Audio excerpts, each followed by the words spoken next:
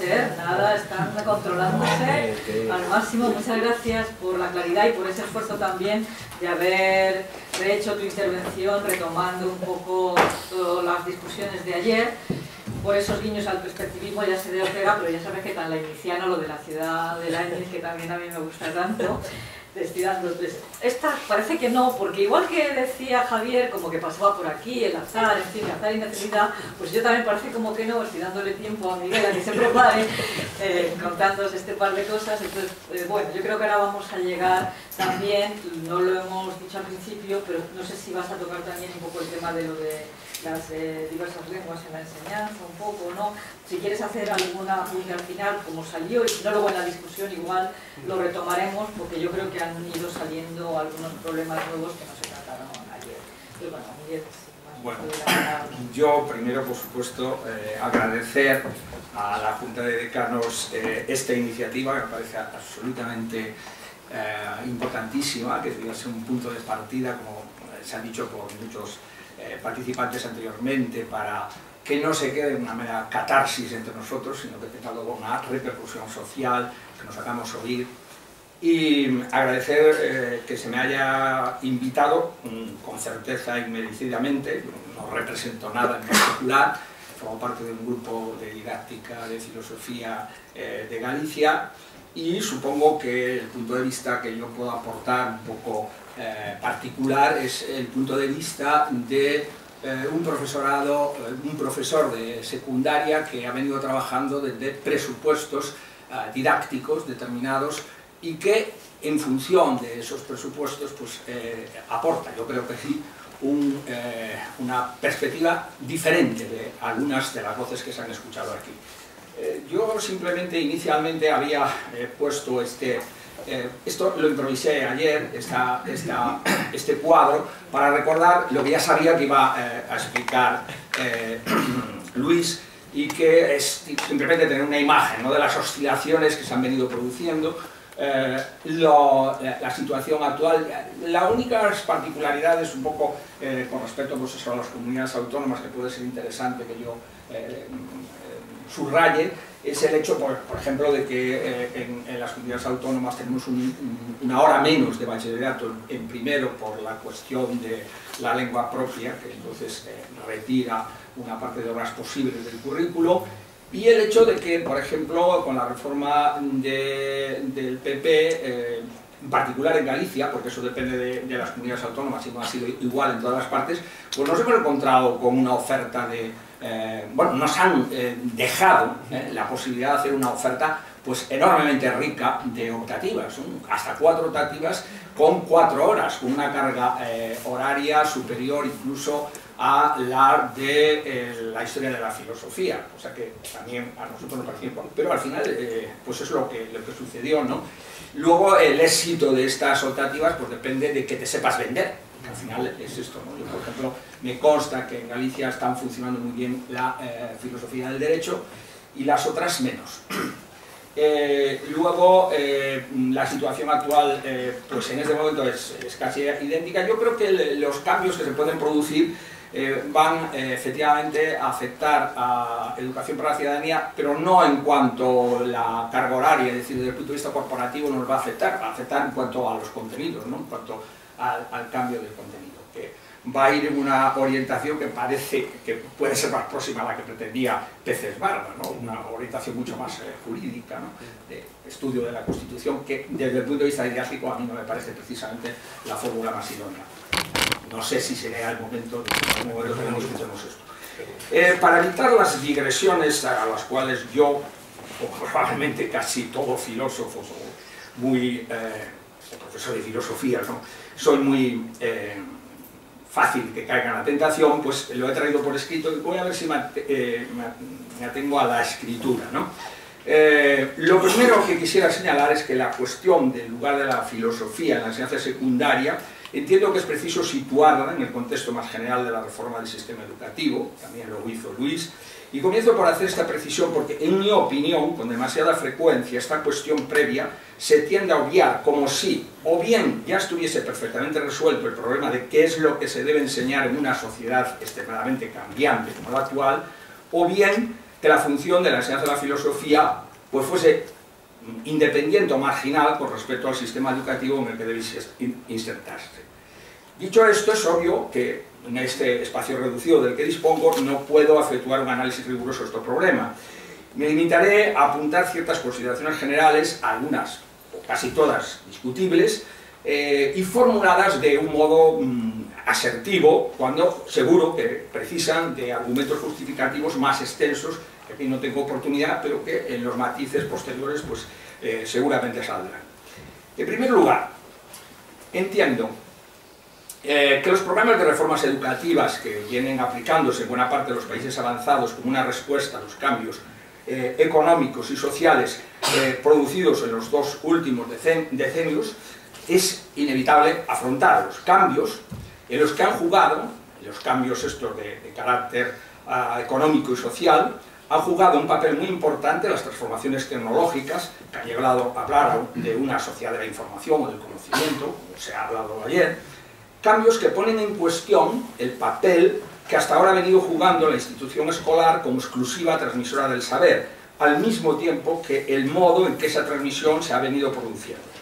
El debate entre modelos segregados y modelos comprensivos, que en nuestro país ha adoptado rasgos muy virulentos al identificarse el primero con las opciones de política educativa del PP, el segundo con las del PSOE, o sobre concepciones pedagógicas, constructivismo frente a enseñanza por objetivos, enseñanza globalizada por áreas, frente a enseñanza disciplinar, etc., debe ser interpretado con este contexto, aun cuando sus implicaciones van más allá del mismo. Es preciso tener en cuenta, además, que estos cambios recientes han venido a sumarse a un cambio más general que se produjo ya a partir de los años 70 y que supuso una radical transformación de la enseñanza secundaria, que de ser una etapa estrictamente propedéutica, concebida para la preparación del acceso a las carreras universitarias y accesible solo a una parte reducida de la población, pasó a estar abierta a la casi totalidad de la población. Es lo que algunos han llamado el paso de una enseñanza secundaria para élites a una enseñanza secundaria de masas. Un paso que en buena medida se dio antes en los hechos, el desarrollo económico y la ampliación de las clases medias permitió que cada vez más familias se pudiesen permitir enviar a sus hijos a estudiar, en vez de verse obligadas a incorporarlos al mundo laboral, que en las decisiones legales. Subrayar esto me parece especialmente pertinente porque este desfase entre las transformaciones de hecho y los desarrollos legales que deberían responder a ellos explica, en mi opinión, buena parte de los problemas que vienen arrastrando tanto lo que se refiere a la concepción general del currículum de secundaria, obligatoria y posobligatoria, como en relación con la concepción específica del lugar que debe ocupar la enseñanza de la filosofía en él. Pues bueno, mi percepción es que la reacción del profesorado de filosofía frente a los cambios en el currículum, similar, por cierto, esa reacción a la reacción de la mayoría del profesorado de otras materias afectadas por retrocesos en cuanto a presencia curricular en las reformas de estos últimos años, pocas veces ha tomado en cuenta estos condicionantes, limitándose las más de las veces a una defensa corporativa, por otra parte, desde luego, perfectamente legítima. Pero es fácil deducir que si el diseño del currículum dependiera en exclusiva de los grupos de presión corporativos, el cambio curricular sería simplemente imposible. Ahora bien, contra la imagen superficial que se ha venido construyendo en estos últimos años como consecuencia de las reformas y contrarreformas educativas provocadas por la alternancia en los grupos políticos gobernantes, lo cierto es que los estudios diacrónicos sobre el desarrollo histórico del currículo escolar prueban que predomina más la continuidad de las disciplinas escolares que no el cambio. Y sin duda a esto no es ajeno la constitución de los grupos corporativos docentes como grupos de presión política. Obsérvese el siguiente cuadro, que es posible que se escape a la visión de los que están más lejos. Si tenemos en cuenta ciertos cambios terminológicos, historia natural equivale a biología, psicología y lógica es el precedente de la actual filosofía, es fácil constatar que las constantes son mayores que las diferencias. Y téngase en cuenta que la ley Moyano es considerada por los historiadores de la educación como simplemente la primera ley educativa de España. Alguien podría objetar que se trata de una continuidad lógica, aduciendo, por ejemplo, que las ciencias modernas que proporcionan la base sobre la que se construyen los saberes escolares en lo fundamental quedaron constituidas de forma más o menos estable en el siglo XIX. Al margen de lo discutible de esta afirmación, esto denotaría una confusión, por otro lado bastante común, entre disciplinas científicas y disciplinas escolares. Sobre esta cuestión pues, me permitió traer una cita de un autor francés, citado en este texto de Michel Deleuze, que habla las disciplinas escolares no son disciplinas universitarias. Por una parte, una disciplina escolar es una forma histórica más o menos asociada a unas prácticas y a unos áreas de referencia.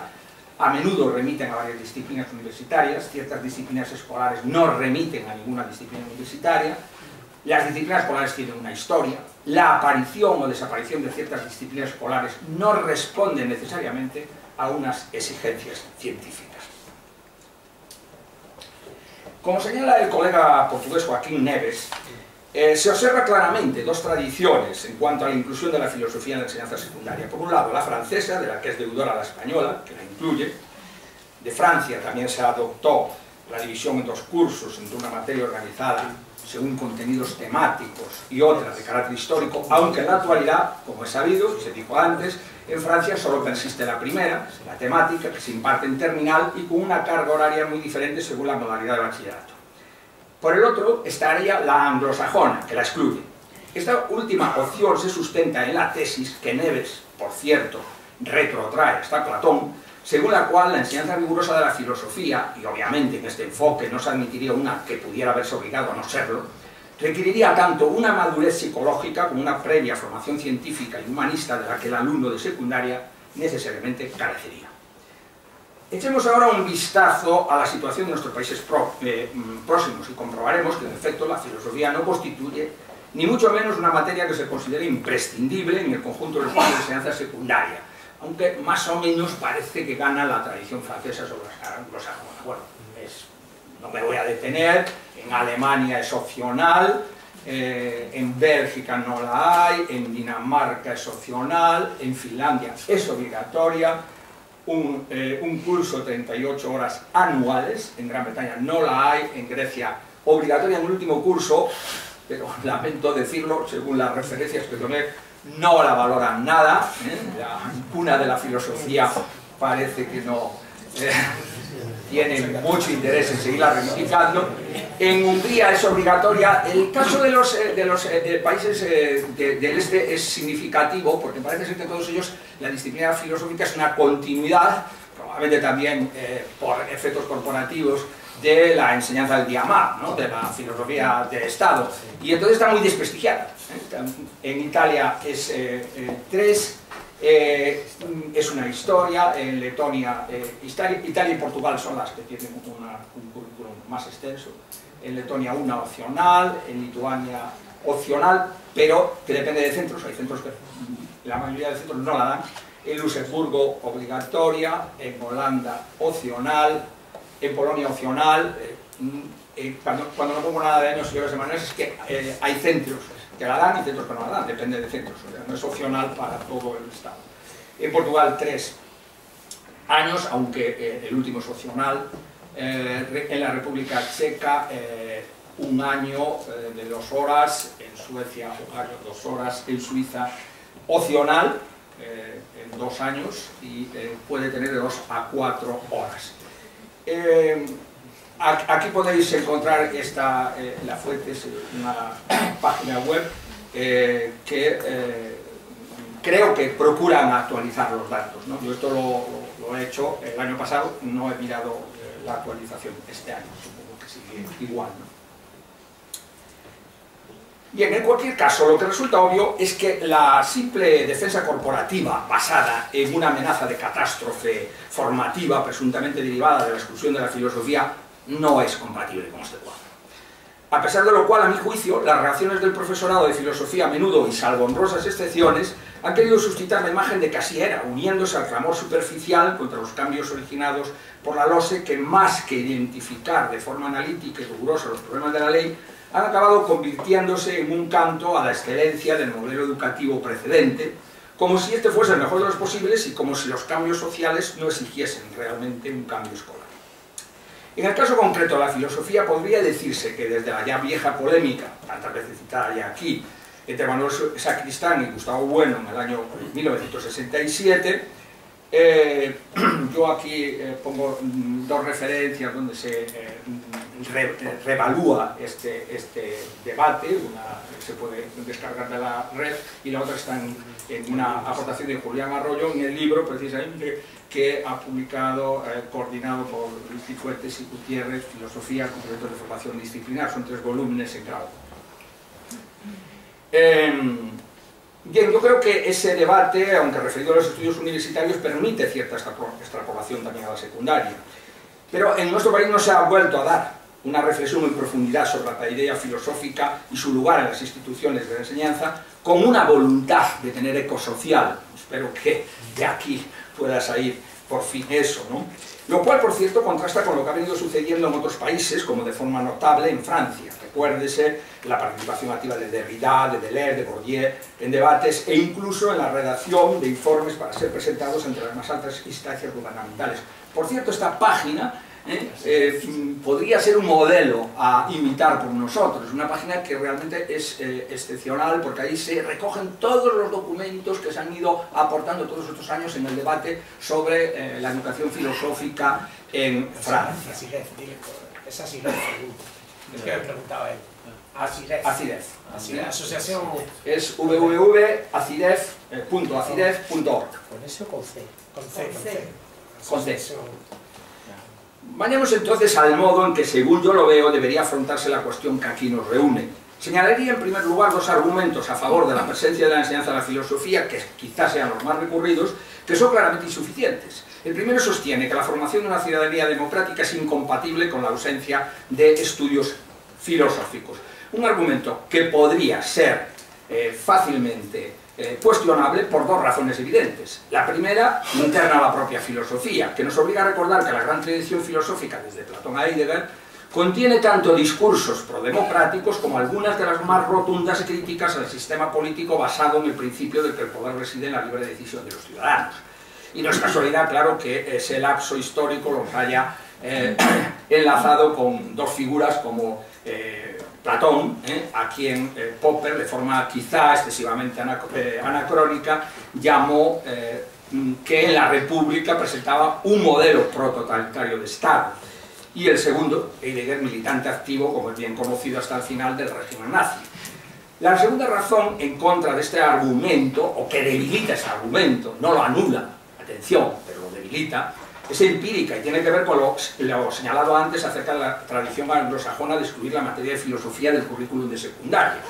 Porque nadie va a negar que, sin embargo, Gran Bretaña y Estados Unidos, al margen de los defectos que puedan atribuirse a sus instituciones y prácticas democráticas, de las que ninguna democracia se libra, son los estados con mayor continuidad histórica en el mantenimiento de un sistema político que merezca ser llamado democracia.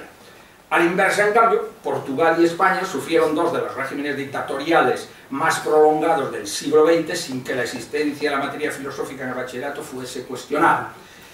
A la tradición salazarista, por cierto, debe Portugal el mantenimiento de un número de materias, 3, y de carga horaria, que es la mayor de que goza la filosofía en cualquier bachillerato.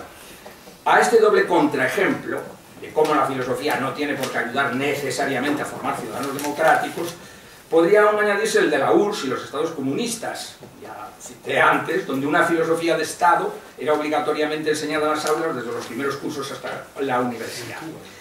Y es que muchos podemos pensar que filosofía y dogmatismo son nociones contradictorias, pero eso no nos debería hacer olvidar que en la historia no han sido pocos los casos en que se han pretendido presentarlas juntas.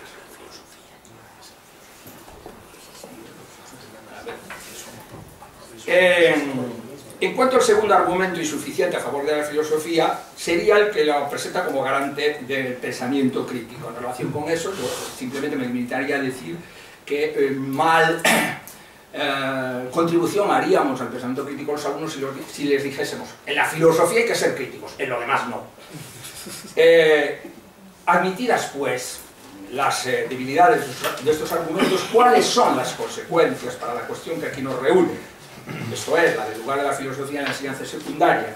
No, desde luego, que haya que adoptar la acción anglosajona. Se trata, eso sí, de renunciar a cualquier esencialismo o inmovilismo, ni dar por supuesto que el sistema existente es el mejor y rechazar cualquier posibilidad de cambio curricular, ni pretender que sin la filosofía la vida democrática habrá de desaparecer en un futuro inmediato. Me salto, ya me ponen un aviso, me salto eso, y voy directamente, diríamos, a la tesis central que yo quiero aquí presentar, que es la que debemos de defender la filosofía, no como la filosofía sin más, sino como la filosofía como disciplina escolar. Y en este sentido me parece muy oportuna la cita, una vez más, del colega Neves Vicente. Para la definición de lo que debe ser la disciplina de filosofía no basta responder, como sucede frecuentemente, a la cuestión de saber qué contenidos, saberes, temas deben ser tratados. Es necesario responder también a las cuestiones de saber si y cómo es que esos contenidos, saberes, temas son enseñables, aprensibles y si tienen el valor formativo, social e institucionalmente requerido. Los objetivos de la filosofía tienen que ser no tan solo de naturaleza estrictamente filosófica, sino también de naturaleza metacognitiva y político-social. Y esta es la tesis justamente que han venido defendiendo de diversos grupos de movimientos de enseñanza. Por ejemplo, en Francia el debate es a veces incluso feroz, y he tenido oportunidad de participar en algunos de estos debates, y realmente la mayoría del profesorado es reacia a tomar en cuenta las implicaciones de tipo didáctico-pedagógico de esta concepción de la filosofía para todos, para el conjunto de la ciudadanía, de esta secundaria de masas frente a la secundaria de élites que era antes, ¿no? Aquí simplemente recogía unas citas del grupo sector filosófico del GEM, un grupo de colegas también de Movimiento de Renovación Pedagógica, o la referencia a Michel Tossy, que me parece que es un poco la persona que desde la Universidad de Montpellier está desarrollando trabajos sobre didáctica de filosofía que a mí me parecen más interesantes. Y concluyo ya. Concluyo haciendo referencia al problema del máster de secundaria del que se ha venido hablando. No entraré ahora a discutir sobre los aciertos o deficiencias del modelo del máster. Lo que me parece grave y en el límite del fraude es que desde el año 2006 se sabía que el CAP tenía que ser sustituido por el máster de secundaria y por lo tanto las facultades implicadas en las distintas materias estaban obligadas a preparar los desarrollos de ese máster de secundaria. Bueno, en los artículos, la poca literatura que se ha publicado sobre el tema, son estos artículos, por ejemplo, en cuadernos de pedagogía, el diagnóstico es absolutamente aterrador. Y lo que demuestra es que la distribución de las personas encargadas de desarrollar ese máster en didáctica específica se han designado no por su competencia en ello, sino porque había que cubrir unas horas y a quien le faltaban las horas se le ha atribuido. Eso es terrible porque los chicos pagan. Por eso digo que estamos al límite del fraude. Y como me dicen que tengo que ir concluyendo, concluyo ya. Opino que es posible defender la presencia de la filosofía en el currículum de enseñanza secundaria, pero entiendo que esa defensa no debe ni adoptar una posición simplemente corporativa, que coopera con el inmovilismo de quienes opinan que nada es preciso cambiar, ni tampoco un esencialismo que identifique sin más la filosofía y la educación democrática.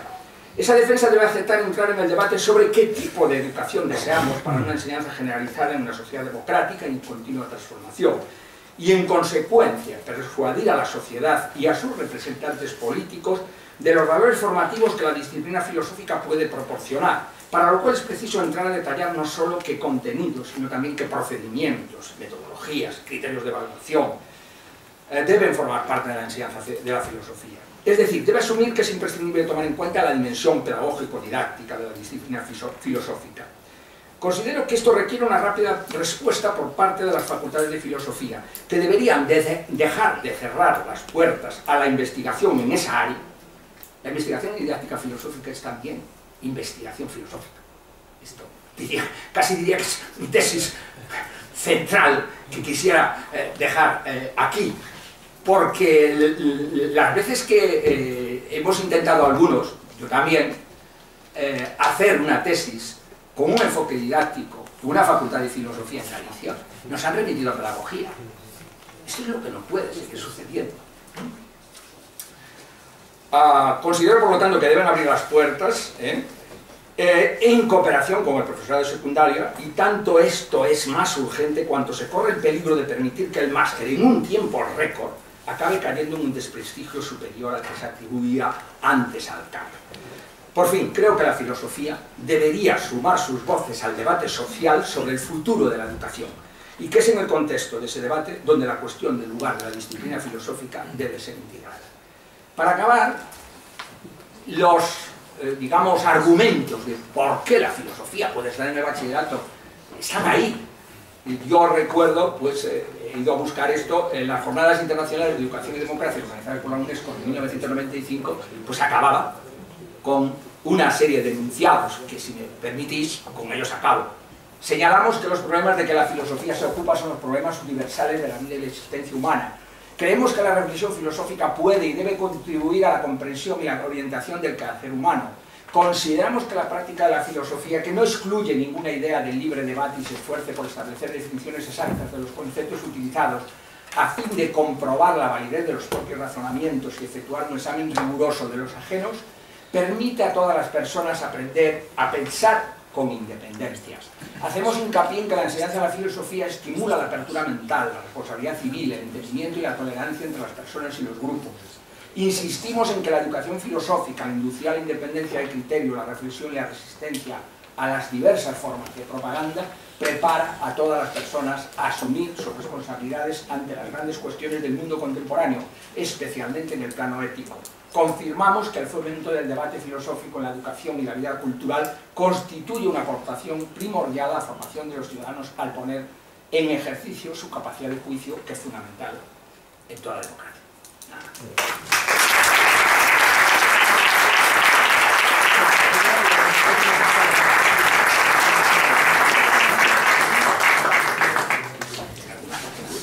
Vamos a ver, teníamos, como sabéis, en el blog hay colgadas algunas propuestas que nos han sido enviadas también para la discusión. Entonces vamos a ver, mientras que vamos dando palabras, digamos, para las ponencias, o sea que ya vamos a dar un tiempo, ¿no?, para un comentario directo, cuestiones a las ponencias. Entonces, si conseguimos entrar, pues veremos algunas de las cuestiones. Hay algunas propuestas que, más que cuestiones concretas, son sugerencias que son largas. Incluso una llegó ayer ya fuera de plazo, de Jordi Beltrán, está ahí. Bueno, entonces tanto tú como Ángel Martín, que hacía una propuesta de Alicante, que son propuestas, ya digo, largas, de 1 a 3 folios. Yo, si os parece bien, lo que haré es que os daré la palabra una vez que se hayan, digamos, introducido algunas cuestiones. Tú también, Luis Arenas, no lo llegó a mandar por escrito. Yo creo que si nos lo mandas por escrito, tanto esto como la que ha llegado de Cataluña se podrá incluir, aunque haya llegado fuera de plazo. Yo creo que en esto no hay ley de plazos, ¿no? Entonces, para que luego podáis entrar ya con más tranquilidad a estudiar estas propuestas, cada uno en su casa, pero los que están aquí yo creo que pueden hacer resumidamente estas propuestas, si os parece. Entonces, bueno, según estábamos terminando de hablar, ya Broncano, supongo que por alusiones, estaba levantando la mano. Entonces, si os parece,